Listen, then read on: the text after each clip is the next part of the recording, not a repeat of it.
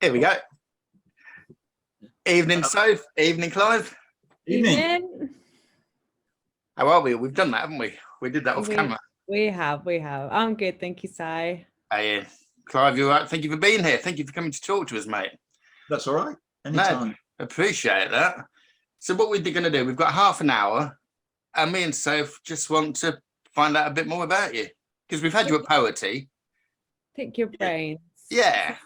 I enjoyed that. That was one of the highlights for me so far that night, because it was so much fun. I really did enjoy it. Your audience was banging that night, wasn't it? Yeah.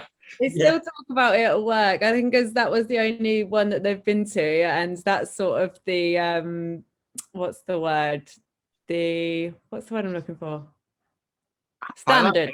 Standard. That's the standard they would expect. So I do think if they ever come to another one again, I do need to get somebody that's of par, somebody really, really funny. Otherwise, they're going to be terribly disappointed. So no, they all had a good night, and they still talk about it. So job well done, Clive.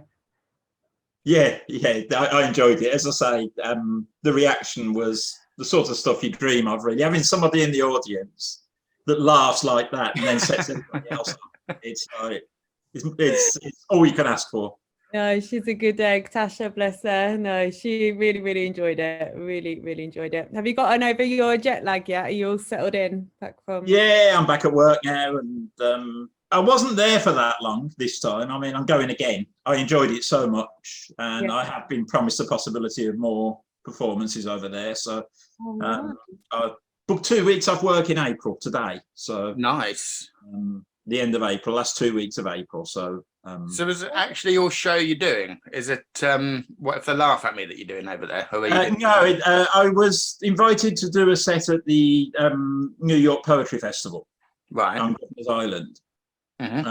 Which was the main reason for going, and then I got another gig while I was out there, like a joint headline on the other side of Manhattan. So it was Friday and so Saturday and Sunday I was performing, and so it wasn't the actual show. I'd love to do the show over there, but whether I'll get the opportunity, I don't know. But amazing opportunity. That is things that people dream of. I bet it was like being in a movie. It was just when I was first offered the opportunity, I actually thought she was joking. I was at a Zoom event. It may even have been Who Beehive, I can't remember, but I was at a Zoom event. Nick was there as well, so it pretty certainly was Who Beehive, because he doesn't do much Zoom otherwise. And Kemlin, who sort of organised it all, asked me if I'd be interested in performing at the New York Poetry Festival, and I thought she was joking. I'd just done my usual ridiculous, silly, surreal stuff, And to be asked a question like that, I genuinely did think she was joking, and I just sort of brushed it off. And then I thought about it afterwards, and after the event had finished, I said to Nick, "Was I just invited to perform in New York?" And he said, "Yes, you was, you stupid." So I had to message Kemlin and say, "Look, if you're serious, yes, I'm interested." Oh, did you not answer straight away then? You had to sink in a little while. I sort of brushed it off, thinking it was a joke. I didn't think it could possibly be happening. Well, people say these things, don't they? It's like when you meet people on holiday and they go, "Oh, we'll keep in touch." Yeah. And you would absolutely die if someone turned up at your house, wouldn't you? Yeah.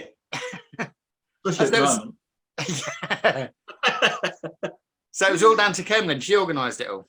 Yeah, and the brother, Lucian Tan, who Kemlin, they're from Singapore, but Kemlin lives in, I think it's Arizona, somewhere like that. Okay. And Lucian still lives in Singapore, but he was over in New York for the festival. They organised that. They organised the 2 days worth of events. I only went to the one day because I was doing the other gig on the Sunday night on the other side of Manhattan, and I did want to do some sightseeing. While I was there, So, but yeah, it was great. I met people that I'd only met on Zoom. People that I consider to be friends, even though I've never met them. And it was great. People like Jeff Cottrell and Nick Paleologos and people like that who I never thought I'd meet in a million years. And I'm actually meeting Jeff again because he's coming to England. He is, yeah, he's coming to our neck of the woods, isn't he? Yeah. So I'll actually get to meet him as well. So looking forward to that, aren't we?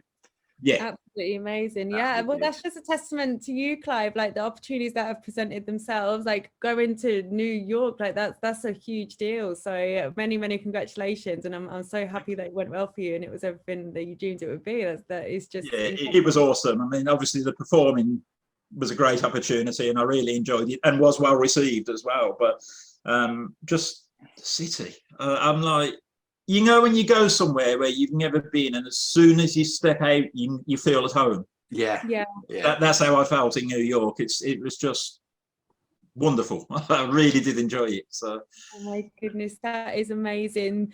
Obviously you famously do your act on the monarchy and the Queen, and obviously colliding with your trip to New York, the Queen had passed. So did that affect you in any way, or did it? It didn't actually, no, because I didn't. I'd already worked out my sets for New York before I left, although I did actually write something on the plane, which I ended up including. But I decided not to do anything anti-monarchy because a few people had said, you know, it could go either way. You know, yeah. I mean, on Zoom it works, but I can go on with like-minded people on Zoom, you know, and I wasn't sure how it would work over there. So I decided I've got enough material otherwise. So I decided not to do it, which was obviously, in the circumstances, very fortunate.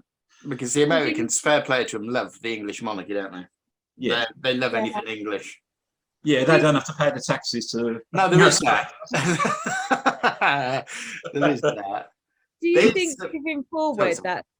Sorry, Si, do you think moving forward that's going to have an impact on sort of the way your performances go? Do you think that you'll leave it off for a little while? I mean, what's your stance on it? Because obviously it's still quite raw for I actually I mean, I've done a couple of Zoom events since I got back, and this is genuinely how I feel. I intended to leave off all the royal bashing and for a short time, you know, just you know, at the end of the day, she's a human being. She's got family, you know, who are grieving and everything else. And I did genuinely intend not to do anything. And then I got back to England to report that peaceful anti-monarchy protesters were being arrested for doing nothing wrong other than holding up a piece of paper. And I thought, do they really deserve our respect? You know, and I actually, at one event, I did something as Prince Charles, and believe me, it was if you think my Queen impression was bad, it was nothing at all like, and I knew it was nothing like, it was still fun. I had the comedy ears and everything.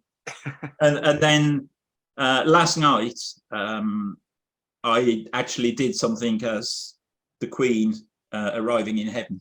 Oh, blimey. Or so she thought. That's the Clive we know and love. Yeah. At the end of the day, I know it's a bit controversial, but it's what I believe, and I've always believed that if you've got no feelings or respect for somebody when they're alive, you shouldn't change your view when they've gone. No, that's a very fair point. That's a very fair point. You hear all these people when oh, he was such a wonderful person. Oh, he was so, he would do anything for anybody. And I was thinking, when was the last time I heard you threatening to fill his face in because you didn't like what he'd just done? Yeah. I refused to go to someone's funeral once because I didn't like them, and I just thought it'd be really hypocritical if I went. Yeah. That's my feelings, you know. And as regards to monarchy, as I say, it's an act, and I don't think we should stop laughing because the Queen has passed. You know, I mean, yeah, if you're a royalist and you want to observe that, then that's fine. You know, you don't have to listen to people who, the same as I didn't have to sit and watch the funeral. No.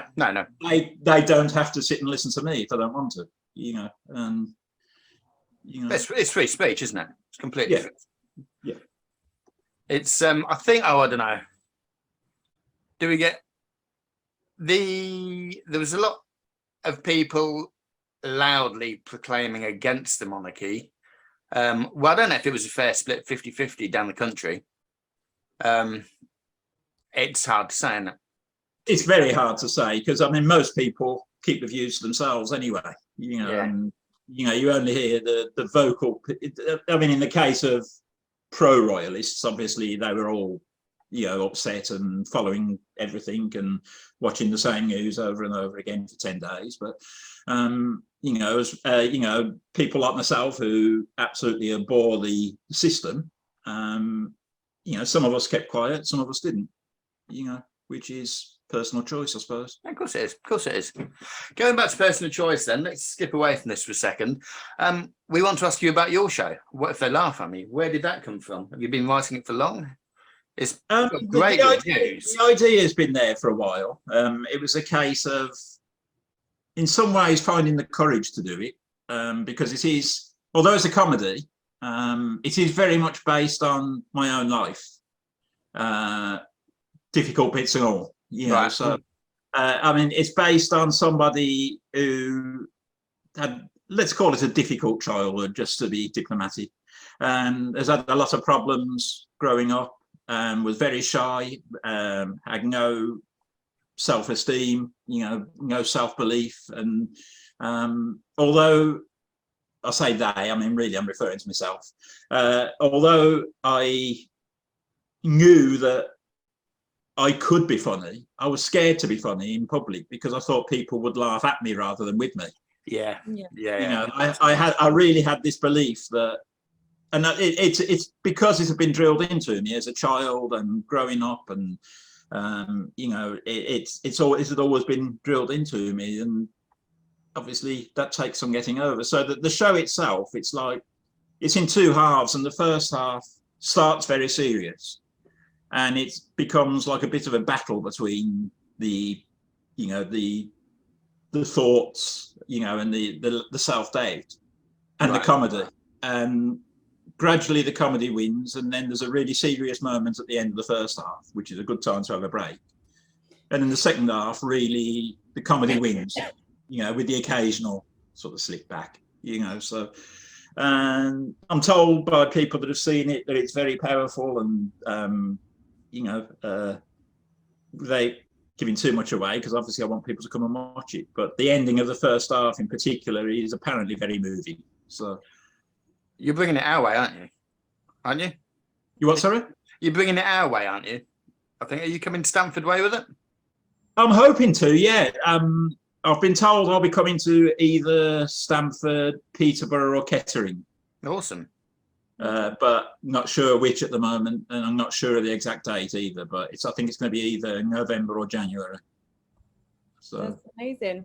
That's amazing. And do you think, or I don't know how you do it, so before you do the act, do you give a backstory, or is it pretty self-explanatory as it goes through the motions and as it moves on? It's, you know, it's pretty self-explanatory. Yeah. You know, it starts off with, I use recorded voices to represent my thoughts. And I have had to make it clear to a couple of people that I don't actually hear voices. I still that on Facebook, yeah. Yeah. You know, it starts off, I walk on the stage and there's a recorded voice saying the things that I've always been led to believe. Yeah. And then I sort of, when that recording's finished, I sort of start talking myself about the battle, and then the comedy starts to creep in, and then it goes from there, really. Wow, that sounds amazing. Well, if you do come to our neck of the woods, I'll be first in line. I know Si will as well. Yeah, Si, I need a lift. Yeah, we'll be first in line. Yeah, that's basically how it's going to work. No, we're definitely up for that. Because Kathy's seen it, hasn't she? I think. Kathy's seen the online version. I did an online version. Okay. Which was actually a bit of a fundraiser to help get me to New York. It was, you know, people pay as you feel thing. I didn't organise it. Kenlin actually organised it. Oh, okay. And you know, and it you know, got quite a decent crowd. And you know, so I've done an online version which works, but it's not as dramatic as the live one. Yeah, of course. Where did it all start for you then, Clive? Like performing and poetry and all that comes with it, because it's not just poetry that you do, it's so much more. Where did it all come from, and how did you even begin to devise and come up with it with a show? A show is a massive thing. Where did it all come from? Well, it's all started when, I mean, I've, like a lot of people, when I was having some difficult times, sort of 2003, 2004, I wrote poetry, which wasn't very good, you know, but it was cathartic, you know. Yeah. And then as I developed a bit of an interest, for a time, I sort of specialised in Japanese short forms, and I was quite widely published, all over the world. Or when I say all over the world, I mean anybody that does English language haiku and tanka, and that was okay, but I got really bored with it. And I met Nick Lovell by chance, absolutely, completely by chance. I used to do, long before I had the confidence to go out and sort of do these things.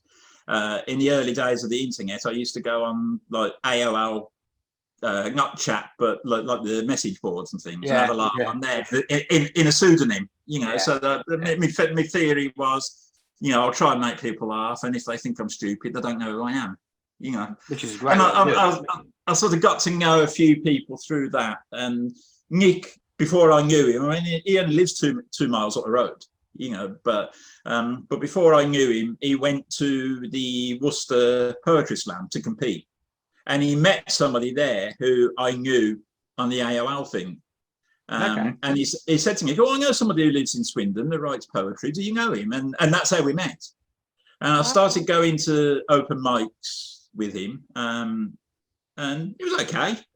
You know, I wasn't very good. I mean, and when it comes to traditional, serious poetry rather than spoken word, I was okay, but I don't think I would have stuck it for too long. And then I went to Hammer and Tongue in Bristol, thinking it was just another poetry night. And it was a slam, and they had a headliner, Luke Wright.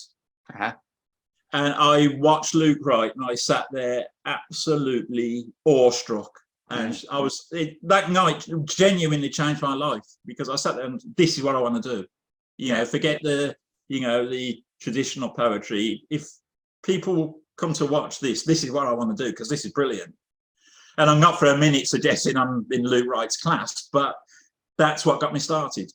And, you know, I started I was just beginning to start to really experiment when the pandemic came. And I saw Zoom as an opportunity to, you know, carry on during the, you know, the lockdowns and everything.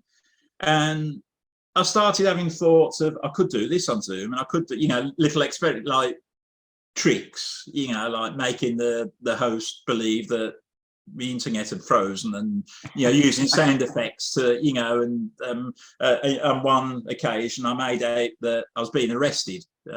You know, I sort of, I'm like, oh, fuck, you know, I've got the recording of the sirens getting closer and closer. I think I suddenly jumped up and I got, oh, and I've covered the camera up, and then I've simulated a battle, and I'm screaming at this police officer, and everybody was sitting there like, and they really believed it was happening. That was genuinely the first time I met you, Clive. That was it? Yeah, it was. Yeah, yeah. It was like, oh, this is different. And I used to do things like, or did you think it was actually happening? Were you just like, what the hell is going on? I was just watching it, fascinated. And I used to do things like record, you know, obviously putting on a voice, but record a heckler. So I'll be performing, and then all of a sudden somebody would start heckling me, and the host used to really genuinely believe there was, because obviously Zoom bombing was a big thing then. And I'll be going nuts, saying, "Can't you do something about this? Can't you, you know, can't you mute them?" And one in particular, brilliant. That's awesome. David Sawar, who does spoken word online, he was absolutely taken in, and he's like, "I'm trying," and in the end, I had to say, it's part of the act. Oh, that's awesome. And Josephine Lay as well at Crafty Crows, the Gloucester Poetry Society event. She was totally taken in as well, and it's brilliant when it works like that. And, you know, I think I thought deep down that to get anywhere, I had to do something different, because when it came to ordinary spoken word, there were plenty of people doing the same as me, but better, you know. So I had to be different. And as I got the confidence, I've always had these ideas. And as I said earlier, never had the courage to sort of act on them. And Zoom sort of gave me the opportunity to try things out, because the theory is, oh, well, you know, if it don't work, you know, I'm not there in person, I'll forget about it in 5 minutes, you know. And so it gave me the opportunity to start trying things out. And I realized that actually, if I find something funny, I'm not going to be the only one. No. You know? Have you got any influences? Because with all this sounds like a bit arse-licky, to be fair, and it's not meant to. But you've got the same enthusiasm and the same nonsense way of viewing things as Milliken and Everett. Have you got any? I think a lot of people, and I'm not saying this in a big-headed way, again, I'm not comparing myself to these people, but this is what people have said to me. A lot of my stuff reminds people of Monty Python, yeah, and Ronnie Barker. Yeah. And they are, you know, particularly John Cleese, is apparently not all that nice as a person, but as a comedian, I idolise him. Yeah. And Ronnie Barker as well. So I suppose there's at least a subconscious influence there. And people who have influenced me, like on the scene, Robert Garner in particular, who you know, I think is absolutely brilliant. He's been a big help and a big influence. Nick as well, obviously, has always been encouraging. Over the sort of last few years, there's always been two people who are, if I've written something I'm not sure of, I know I can ask them to be honest but diplomatic. Nice. Because I don't take criticism well. If somebody, oh, that's absolutely rubbish, you're stupid, then I will believe it. Yeah. Not so much now, but certainly 2 years ago I would have done. Yeah. And the two people that I've always trusted to be honest but diplomatic are Nick and Chloe Jacquet. Nice. I don't know whether you know Chloe. She's based in Cirencester. Okay. She's awesome. You know, I mean, she's quite ill at the moment, unfortunately. She's having chemotherapy and everything. Oh, blimey. But she has been a huge influence on me in that she was always encouraging. You know, she would always give an honest opinion and sometimes make suggestions of things that would work and wouldn't work. And I think the moment I realised that actually I was gaining confidence was I wrote something that I showed to both of them, and it wouldn't work on the page. It was definitely a performance thing. And Nick was like, what the fuck? And Chloe was like, well, it's different.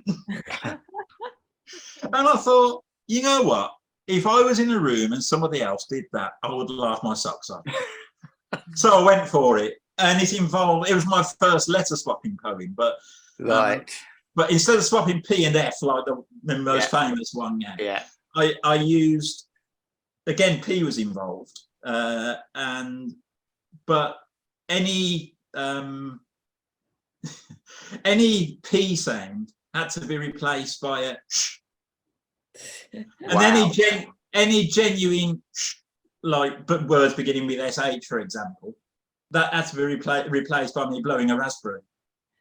That's so clever. That's really, really clever. But I suppose if you're presenting that to somebody and you're trying to write it down, did you have anything assembled, or was it just the idea that you were trying to get across? Because I actually sent the whole piece and like in brackets, like little symbols to say this is me blowing a raspberry. Oh, that's brilliant! My goodness. And I was really nervous the first time I did that in public. And people loved it. Yeah. Well, do you find that hard to perform? Second? Do you find that hard to perform? Because you've got to have. It takes a lot of practice. But I've done it enough times now, so it's easy enough to do now. So usually I'll read it through a couple of times if I'm going to do it in a set, which I don't very often because I've written a lot of stuff since. But occasionally I'll sort of revive it, and if I do, I'll read it through once or twice, and it comes back. You know. So. Oh, incredible. Well, obviously you mentioned that you do have plans to go back to New York, which I think is so exciting. But what's happening? Have you got any immediate plans or anything exciting lined up before then? I'm sure you have. I'm sure you're booked. But yeah, just tell us a little bit about what we can expect from yourself. Well, on Saturday this week, myself and Nick are hosting the Cheltenham Poetry Slam. Ah, you're brilliant. Which I'm looking forward to. I mean, we've obviously hosted our own slams, but this is the first time we've been asked to go and do an established, regular, fairly prestigious slam. So I got that, and obviously the show. The show is my main focus now, and I am looking for places. I've done it in Bristol and Birmingham and online. I will be doing it in York. I've got the venue. It's just a question of sorting out dates. I've got friends in York who I know will come along and bring people along. So Chippenham, which is, if you don't know, is sort of halfway between Swindon and Bristol. Yeah. That's going to happen. Obviously, the one in your direction. I'm hoping there's a possibility. It's not organised yet, but talks are ongoing for Northern Ireland as well. Oh, awesome! That'll be good. I'll basically take it anywhere that wants it. I'm really keen. And quite right too. Anywhere. You have my word. I will bring Natasha along with me wherever I go to see it. Brilliant. Yeah. And you still owe us one clean set, young man. Yes, I do, don't I? Well, You know what, Si? That event's passed. I don't want a clean set. Clive, you just want Clive as Clive now. Yeah, I don't. The occasion doesn't call for it anymore, so that doesn't matter. Come as you are, Clive. Always right. Yeah, fuck the clean stuff. Yeah, bollocks to it. I worked so hard on that set. I can imagine. Oh gosh. Genuinely imagine, bless you. But I just couldn't do it on the day. I do have some health problems, and that particular morning I was just, I can't do it. No, I think if you're performing and you're not feeling up to it, you end up damaging yourself. And if you can't give 100% of yourself, then sometimes it's just better to step away, isn't it? And yeah, there's no love lost. It was still a great event, wasn't it? So it was really good. Yeah. We genuinely missed you. But yeah, oh, that's a nice thing. Huh? Yeah, well, but when it comes to my health and performing, obviously there were loads of performers at that one, so I knew it wouldn't be a disaster if I didn't go, sort of thing. Yeah. If I'm a headline or a feature or I'm, or a host, I always go, no matter how rough I'm feeling. I will always do it because I don't like letting people down. I don't want to get a reputation as somebody who can't be relied upon to turn up. No, that's brilliant. But if you're not feeling well, I think it's so important to look after yourself. I get where you're coming from. If there's like pressure on you and people are going to specifically see you, or if you're hosting a night, then I do understand the pressure. But always look after yourself. If you take anything away from tonight, always look after yourself, Clive. Definitely agree with Soph on that. But I understand that. I always find that adrenaline gets you through. And you pay for it the next day. But I enjoy it so much, that it's a price I'm willing to pay, to be honest. And you held out during New York, yeah? So again? You held out during New York? Yeah, I was ill the night I arrived, which wasn't ideal because it was a short stay. Right. I was in a lot of pain on that night. To such a degree that I actually thought I was going to have to dial 911 at one time. But I got through it and eventually got some sleep and woke up feeling a fair bit better the next morning. So that was fine. And then the last day, there was places I wanted to see. I sort of got it all planned out each day. I'll do this and this. And on the Monday morning, I'm thinking, I can't do it. I've just got to relax and catch the flight and then, Yeah, but massive trip to do, like just the traveling time, and then I can imagine New York's quite fast paced anyway, so I think for anybody it would be a lot. And if you're not there for a great deal of time, that transition period never really comes, does it? You can never really settle into it. So no, completely understandable. Well done for doing it. I think I would have been in bed for 2 days, would have missed half my trip, to be fair. The jet lag would have done us, wouldn't it? That's it. But the jet lag was definitely worse coming back. I think that's the case, isn't it? Sort of going east, you know, to sort of later time zones. I think it hits you more that way than it does if you go in the other direction. That's what people tell me anyway. I mean, I haven't done a lot of traveling, so. I always think going somewhere new, like you've got that adrenaline and the excitement anyway, and like going back, I've always traveling, going home is always the worst. I always think something happens as well, like you've got delays, and then you've got. Tell me about it. Yeah, I actually had a bit of a nightmare on the way back. I saw, it's, oh God, you had missed the connecting flight, and which wasn't I wasn't the only one, obviously, and it wasn't our fault. The original flight from, I flew direct going, and then coming back, it was like New York to Charlotte in North Carolina, and then connecting flight there, and we missed the connection. American Airlines were like, they appeared to be very good. You know, it was, we'll give you a voucher for a hotel, and stay in the hotel and this, that, and the other. Except when we got to the hotel, they haven't bothered to check whether they had any rooms, and they didn't. Wow, that's special. Like you'd organise size. Yeah, come on down. But I managed to find somewhere, and obviously they are refunding the cost of that, and they were going to leave it at that. And I said, well, I'm going back in April, but I very much doubt if I'll be fine with you. Oh, we'll give you a travel voucher. And yeah, okay, I might think about it then. So I got a voucher towards me fare next time I go. That's all right. A freebie goes a long way, doesn't it? Yeah, and I'll make sure I get a direct flight next time. Yeah. Jeez. And just out of interest, because I've got a thing in my head what I think the New York Poetry Festival might be like, but I'm not sure. Describe it. How big is it? I mean, it's big, yeah? Yeah, it's on Governor's Island, which is sort of 10-minute ferry away from Manhattan. Right. And it's a lovely island, no motor vehicles or anything. It's only small, it's like, I don't know the exact figure, but something like 2 square miles or something. Okay. And lovely views, and it's a beautiful island, and there's like loads of different stages there. I was on the Blackbird stage, but there are like any festival, there are loads of different stages. So okay. So yeah, it's quite big, and it was a real poetry. Yeah. Poetry and spoken word. Yeah. No music or anything. It was like a bit like, I suppose, like the Verve Festival in Birmingham, except it's outdoors. Because okay, yeah. Different acts, and I looked at it as an opportunity of a lifetime, really, and it turned out to be so. 100%. 100%. And the weather was gorgeous. It's really hot, and I like the heat.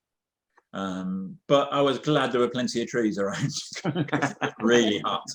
And then it rained the next day, on the Sunday, because I was there on the Saturday, and it rained the next day, which sort of ruined it a little bit for a lot of people. But yeah, it was really hot. I think it was 30 degrees in the shade, but wow. Very, very humid as well, and so that's the sort of weather I like. I love the heat. I'm weird. I'm ginger. I'm as pale as pale as a tin of Dulux. Let's get the heat on. Obviously, I can't sit in the sun for too long, but I love the heat. I've often said, and it's absolutely genuine, my ex-wife is Filipino. Right. And I could stand the heat better than she could. Really? And she could stand the cold better than I could. It's like, I just can't stand the cold at all, but I love the heat. Does the heat help you? Does it help your health? Yes. Yeah. Because that happens quite a bit. Yeah. The cold's not good for me at all. And so yeah, I always welcome the heat. And as I say, the Saturday when I was on the island, it was just perfection. You know, it was very humid, but it was, for me, it was perfection. Nice. The I'd imagine that one of the best things about a complete poetry festival with no music is everyone's there purely for the poetry. Yeah. You Yeah. haven't, like, got people going to see Megadeth or whatever No. and just passing. Yeah, I actually did in July. I did the 2000 Trees Festival, which was the first decent sized festival I've done. You know, I've done like little like busker stages and things like that at Lechlade, and but it was the first one I'd actually been invited to, and you know, given the full set and everything. And yeah, obviously there were a few people watching the poetry, but everybody's there for the music, really. Yeah. But I still enjoyed it though. So how long was your set? How long was your set? 15 minutes. In the New York one. 15 minutes. Yeah. That's a nice amount of time, isn't it? Yeah, it's 20's better, but poetry, yeah, mate. Come to poetry, you can have 20. Right, oh come on, anytime you want me to. But yeah, as I say, I mean, have poems, will travel, that's my motto. So I'm always looking for gigs, and you know, it's what I live for, really, if I'm honest. You know, it's, you know, I've got a full-time job which pays the bills, and well, nearly, and probably not next year. But you know, it's so that, you know, that takes a lot of my time off, obviously. But other than that, pretty much spoken word and performing is my life these days. It's what I want to be doing all the time. Yeah. So. And do you know what? With a couple of minutes left, well, we've got about a minute left, and that, I feel, is a great way to wrap up. Spoken word is your life. Yeah. I think that's a great way to end. Definitely. And we're so chuffed that you're absolutely banging it out there now. Thank you. Because you're known to be such a nice bloke, and it's great. Just lift your cup up again, Clive. I think we should end on this. Just take a swig of your tea. Clive, everybody. Awesome.